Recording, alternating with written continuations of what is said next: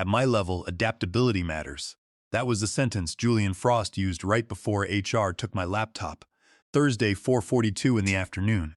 I remember the exact time because I looked at the clock behind Diana Cole's shoulder 3 separate times trying to understand what was happening. Less than 16 hours earlier, I had been packing fishing gear into the back of my SUV for a lake trip with my wife, Linda. It was the first real vacation we had planned in 7 years. Then I walked into conference room B. The room was freezing cold. Not normal office cold, but that sharp air-conditioned cold companies use in rooms where bad things happen quietly. Diana from HR sat at the far end of the table with a printed folder already open. Julian Frost sat beside her, wearing that calm executive expression I had seen him use during layoffs before. There was another man near the wall I did not recognize at first. Security.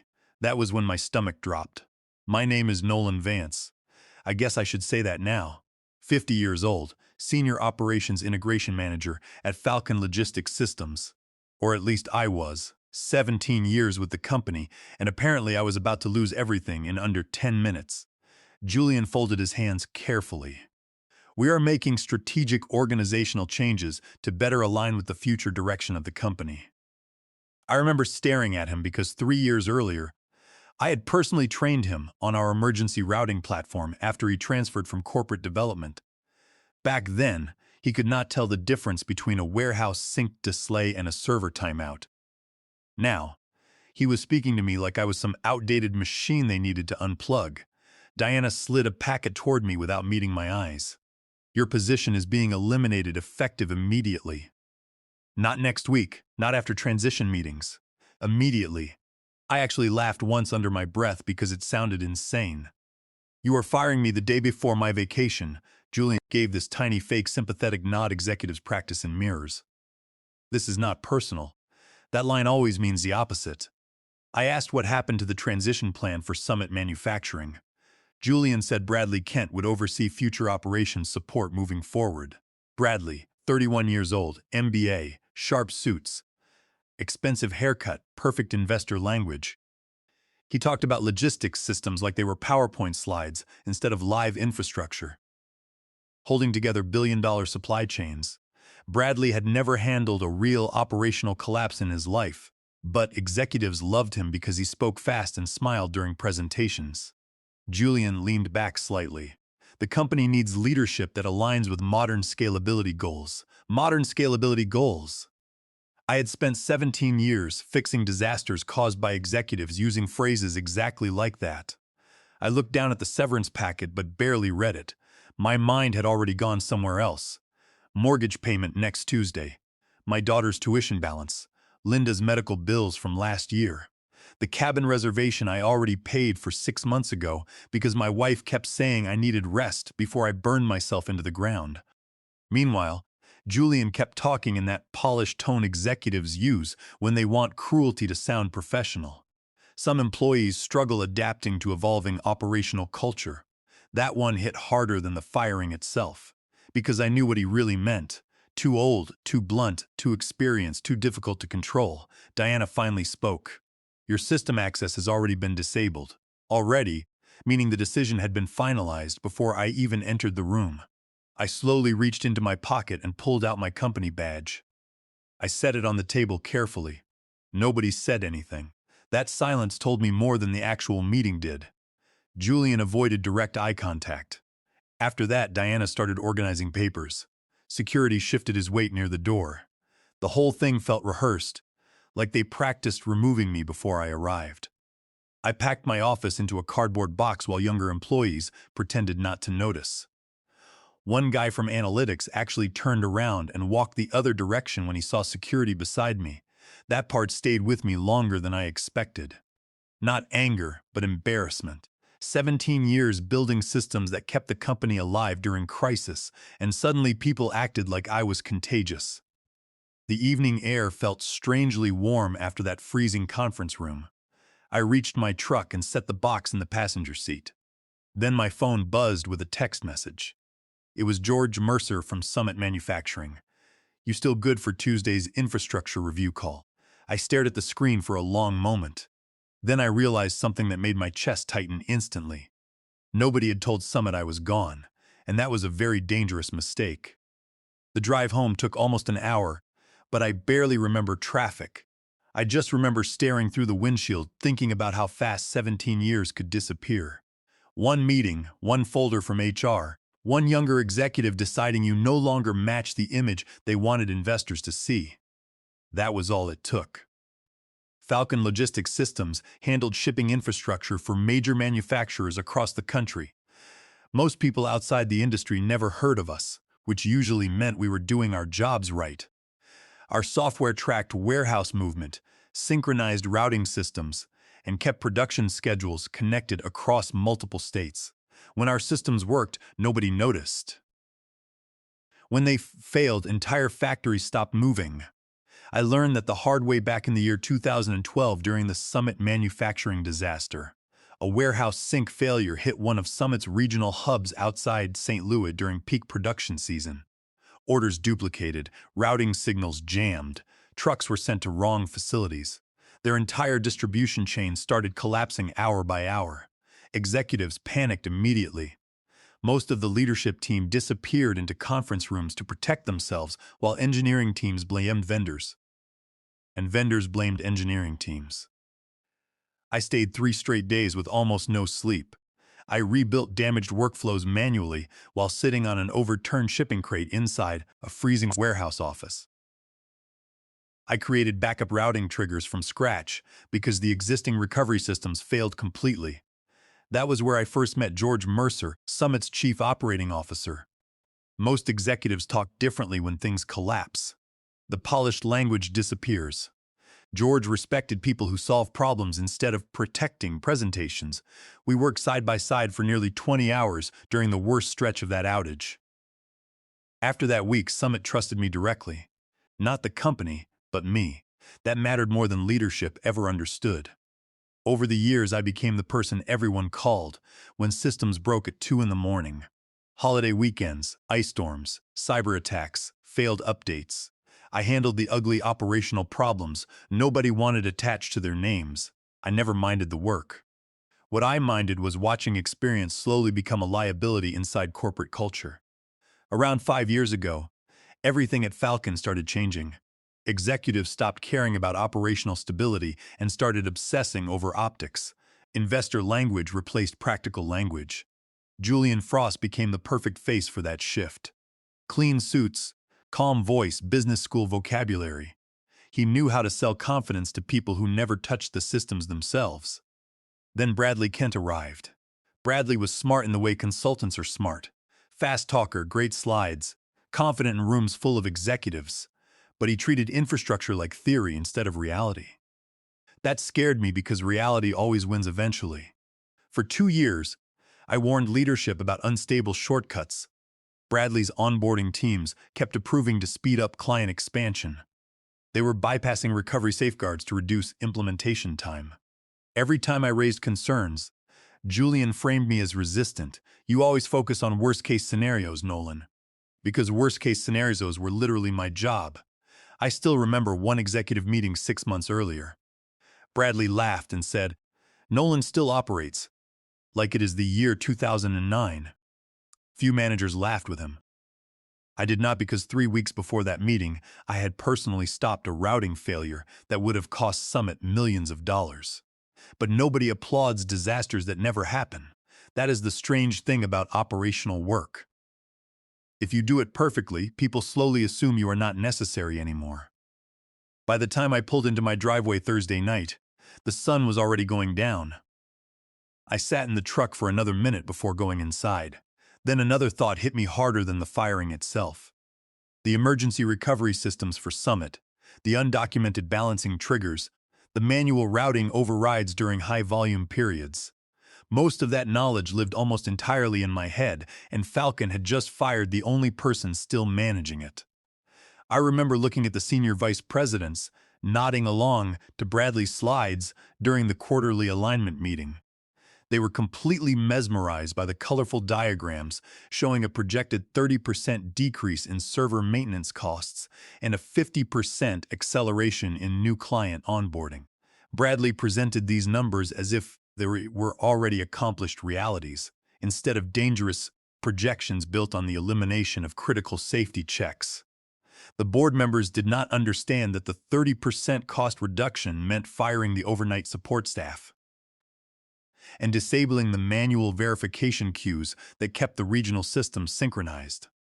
They did not care about the operational stability that had taken a decade to build. They only cared about showing the investors that Falcon was a lean, modern tech company. To them, my warnings were just the complaints of an old engineer who refused to move with the times. I woke up Friday morning at 5:26 in the morning out of pure habit. For a few seconds, I forgot what happened. Then I looked over at the chair in our bedroom where my work clothes were hanging for the airport drive we were supposed to make later that afternoon. And it all came back at once. The HR meeting, the cardboard box, Julian's voice. I stayed in bed longer than usual, staring at the ceiling fan turning slowly above me. My chest felt heavy in a way I had not felt before. Not panic exactly, but something colder than that. Like part of my identity had been removed overnight. I thought about the thousands of hours I spent writing code, configuring servers, and responding to emergency pages at 3 in the morning. All of that was reduced to a cardboard box sitting on the passenger seat of my truck. The company did not care about the stability I had maintained. They only cared about the quarterly presentation slides and the illusion of agility that younger, cheaper employees could present to the board. I was an expensive line item on a spreadsheet, and my experience was now viewed as an obstacle rather than an asset. Linda was already awake beside me reading on her tablet when she finally looked over. "You are scaring me," she said quietly. I tried telling her I was fine. That lasted maybe 3 seconds. By 6:15 in the morning, I was sitting at the kitchen table with the severance packet open in front of me while coffee went cold beside my hand. Linda stood near the counter watching me silently before she finally asked the question I knew was coming. What happened? I told her everything. Not quickly, not dramatically, just piece by piece. Julian, HR security, Bradley taking over my responsibilities. I expected a wave of anger from my wife. Instead, she just looked tired. The kind of tired that comes from watching someone give too much of themselves to the same place for too long. "You gave them 17 years, she said softly. That line hurt more than the firing, 'cause it was true.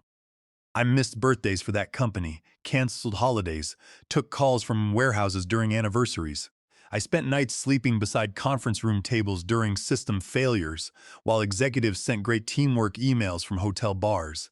And somehow I still believed loyalty mattered." Around mid-morning, my phone started buzzing non-stop. At first, it was small things. A systems analyst asking where emergency configuration files were stored. A project manager asking if I still had access to an old recovery dashboard. Then the messages became stranger. Nobody could find documentation for Summit's backup routing triggers. A warehouse sync issue in Ohio was not balancing correctly. Bradley's team could not access manual override permissions for high-volume freight queues. I sat there reading everything slowly while something ugly started forming in the middle of my chest. They really had no transition plan. They fired me Thursday afternoon without understanding what I actually handled. Or worse, maybe they never understood it at all. Around noon, one of the senior engineers called me directly. "Nolan, where did you keep the contingency scripts for Summit?" I stayed quiet for a second. "They are not in the central archive." A long silence.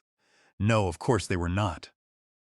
Leadership refused budget approval for proper redundancy staffing 3 separate times over the years. Every time I requested documentation support, Julian pushed it aside for future operational restructuring. Translation, not profitable enough to matter. The messages kept coming in, one after another, filling my screen with urgent notifications that I would have normally responded to in seconds. A junior engineer from the Chicago Operations Center texted me asking for the secret keys to the legacy failover database, which Julian had ordered me to archive without backup access. I stared at the message, remembering how Julian had explicitly denied my request for a secondary backup server, because he wanted to reallocate that budget to Bradley's modernization marketing materials. Now, that Chicago server was starting to lag under the weekend freight load, and the local team had no way to deploy the emergency failover script without my credentials. By early Sunday afternoon, the situation had clearly worsened. I received an automated alert from our St. Louis routing node indicating that the primary data queue was experiencing a massive bottleneck. Under my old operational guidelines, I would have immediately logged in, run the manual balancing queries, and rerouted the shipping queues through our secondary hub. But my laptop was locked in an HR drawer in Dallas, and my corporate credentials had been purged from the system. I sat on the porch, watching the quiet lake water, and felt a strange mixture of relief and disbelief. For most of the afternoon, I walked around the house trying to ignore my phone. Part of me wanted to help. Honestly, that instinct was hard to kill after so many years, because operational people are trained to stop disasters before they spread. That becomes your reflex. But every time I started reaching for the phone, I remembered Julian's expression during the HR meeting, cold, polished, detached, and Bradley standing near the hallway afterward, pretending not to look directly at me while security escorted me out carrying a cardboard box. That image changed something inside me. I was not sabotaging anyone. I was not deleting systems. I was not taking revenge. I was simply no longer protecting people who chose to remove the person keeping things stable. That night, Linda and I still drove to the lake cabin. The rain started about halfway there. Dark roads, wipers moving steadily, my phone lighting up every few minutes inside the center console. I ignored all of it. Around 11:18 at night, after we settled into the cabin, another alert appeared on my screen. This one came from an old monitoring channel tied to Summit's infrastructure systems. Synchronization imbalance detected. My stomach tightened immediately. I knew exactly what that meant. Bradley's onboarding modifications had finally started interfering with Summit's backup routing triggers during volume scaling. If nobody corrected it before Monday morning, the failure would spread through multiple warehouse chains at once. I stared at the alert for a long moment while rain hit the cabin windows. Then I locked my phone, placed it face down on the table, and said nothing. I knew the entire routing pipeline would get stuck by dawn, and the automated queues would overflow, creating a massive backlog. I woke up Monday morning to 34 missed calls. Most came in between 4 and 6 in the morning. That was the first sign things had gone bad. Real operational failures do not wait for business hours. They hit in the dark when exhausted managers start realizing nobody understands what is happening anymore. The lake outside the cabin looked calm that morning. Gray water, thin fog hanging low over the shoreline. Linda was still asleep inside, while I sat on the porch, holding a mug of coffee that had already gone cold. My phone kept vibrating against the wooden table beside me. Project managers, engineers, operations leads, even people from departments that normally never contacted me directly. I ignored every single call for almost an hour. Then I listened to one voicemail. "Nolan, please call me back." It was Walter Finch, one of the overnight infrastructure managers. He sounded exhausted. "We are getting cascading sync failures inside Summit's Midwest distribution network. Bradley's team cannot stabilize the routing queues. Warehouses are manually holding outbound freight because the balancing system is not responding correctly." I closed my eyes. I knew exactly what happened. 3 weeks earlier, Bradley's onboarding group pushed accelerated scaling updates into Summit's infrastructure environment. They bypassed several balancing safeguards I originally designed years ago after the St. Louis collapse. Those safeguards were not automatic. That was the problem. During heavy shipping periods, the backup routing system needed manual balancing adjustments based on live freight volume. I usually monitored those changes personally because every warehouse network behaved differently under pressure. I explained all of this in reports repeatedly. Julian ignored every warning because Bradley promised faster client expansion numbers before the next investor review cycle. Now reality had arrived. At 8:12 in the morning, Julian Frost finally called me himself. I stared at the screen for a few seconds before answering. "Nolan," his voice sounded smoother than panic, but thinner than confidence. "Julian, how is the vacation?" "No," I corrected myself. "Julian, you did not call to discuss the lake." Small pause. "We have had some unexpected infrastructure instability with Summit." Infrastructure instability. Corporate language always becomes softer when executives are scared. I could hear the noise of a busy office in the background of Julian's call. There were voices shouting and the constant sound of phone lines ringing, a stark contrast to the quiet rustle of the trees around the cabin. Julian was clearly trying to maintain his professional executive composure, but the slight tremor in his voice gave him away. "Nolan," he said, "we need to understand if there is a manual override script that can be executed from the terminal to force the databases to sync. The St. Louis system has completely locked up, and Summit's shipping trucks are currently backed up for miles outside the St. Louis hub." I took a slow sip of my coffee, letting the silence stretch between us.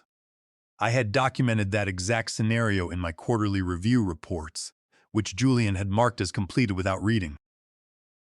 I knew the override script required 3 separate validation hashes that only I possessed, and they were stored on my personal offline drive. Julian continued, "We can offer you a generous independent contractor agreement starting immediately. We can pay you a premium hourly rate if you can get this resolved before the market opens on Tuesday." I almost laughed out loud at the desperation. It was a complete turnaround from the cold, calculated dismissal I had experienced in the conference room just 4 days earlier. Julian kept talking carefully. "We are trying to stabilize the environment internally, but some legacy recovery configurations are proving difficult to access." Legacy recovery configurations, meaning the systems I built. "The people managing those systems should know where everything is," I said. Another pause. Then Julian lowered his voice. "Nolan, we may need your assistance on a temporary basis." There it was. Not even 4 days after HR walked me out with security. I leaned back in the chair slowly. My access was removed Thursday afternoon. We can restore it. Of course they could. Funny how quickly impossible things become possible during emergencies. Julian tried sounding friendly after that. Casual, professional. Like we were partners solving a temporary inconvenience together, instead of a company begging help from the man it discarded. Then he made the mistake that changed everything for me. "Cooperation here would probably look good legally," he said. "Legally. Not personally, not respectfully. Legally. Meaning they already understood how dangerous the situation might become. They had completely ignored Title 29 of the United States Code, Section 2101, which requires 60 days of advance written notice before laying off key operational personnel in a mass reduction. They had also committed fraud by having Bradley Kent forge my digital signature on the software safety clearance documents to bypass the audit. Under California Penal Code Section 470, forgery of operational safety approvals is a serious offense, and operating under a forged clearance made their entire setup void from the beginning. By placing their desire to speed up deployment above regulatory compliance, they had created an illegal operational environment that was now causing millions of dollars in damages to Summit Manufacturing. I stared out across the lake. I'm out of town with my family. Julian's tone hardened. "This situation is serious. So was firing your operations manager immediately without notice." We ended the call less than a minute later. By late afternoon, the situation had spread far beyond internal panic. At 4:37 in the afternoon, I received a direct message from George Mercer. "Nolan, why was I not informed you were terminated?" No greeting, no small talk, just that sentence. I called him back a few minutes later. "George, you really gone?" His voice sounded angry. "Yes." "Who is managing Summit operations?" I almost answered honestly. "Nobody." Instead, I said, "You should probably ask Julian Frost." A long silence. Then George spoke quietly. "This explains a lot. I did not attack the company. I simply confirmed the facts." But George was smart enough to understand. Before we ended the call, he said one final thing. "Our legal team is meeting with your former company tonight." Tuesday morning did not arrive quietly. It arrived like a system failure nobody could contain. I woke up at 6:03 in the morning to industry alerts, internal leaks, and messages from names I had not seen in years. All of them pointed to the same thing.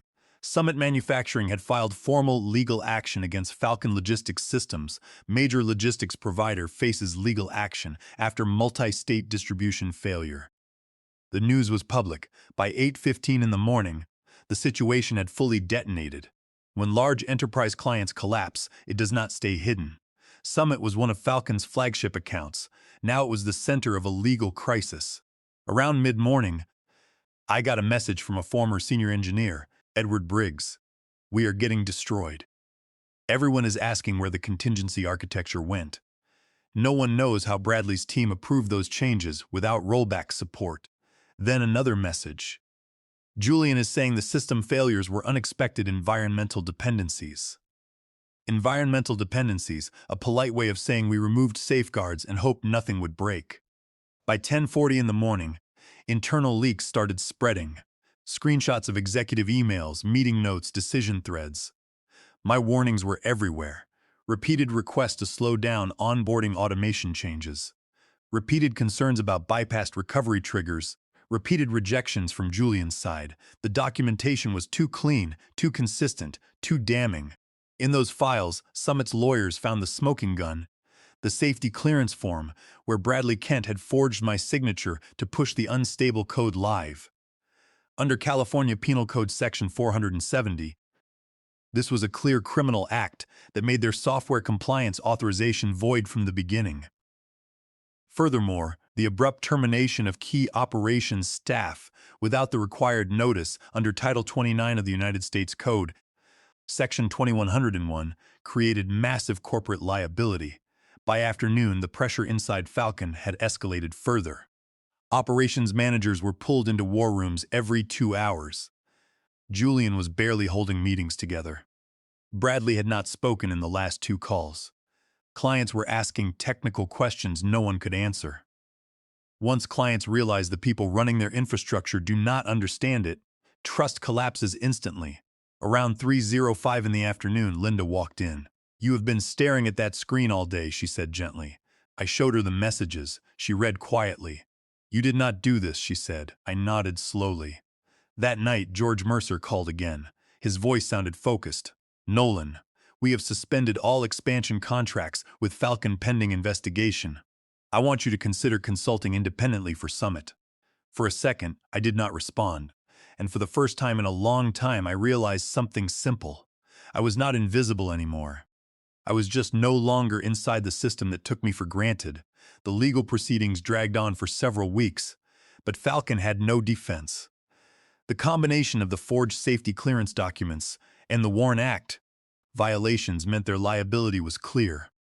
Their insurance provider refused to cover the damages due to the willful misconduct of the executives, leaving Falcon's board to pay millions of dollars directly out of their cash reserves. Julian Frost's forced resignation was followed by a complete restructuring of the operations division. The board realized that their reliance on fast-talking consultants like Bradley Kent